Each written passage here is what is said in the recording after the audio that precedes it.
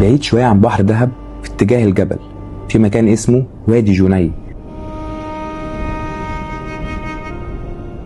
وادي هادي مش زحمة، مش مشهور زي البحر، بس أول ما تدخله تحس إنك دخلت عالم تاني. هنا مفيش فنادق ولا موسيقى عالية، في جبال وصخور وطبيعة سايباك تسمعها زي ما هي.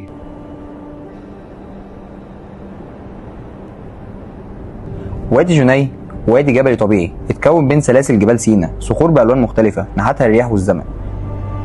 المكان قريب من مناطق طبيعية مهمة زي محمية نبأ ومحمية أبو جالوم، وده خلى الوادي جزء من بيئة طبيعية بكر.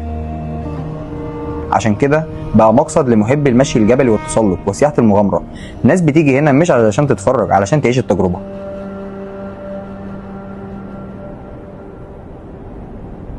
وادي جني مش مكان يتاخد بسرعة ولا يتشاف في صورة وخلاص، ده مكان يعلمك تبطأ، تبص حواليك وتفهم ان الجمال مش دايما عند البحر.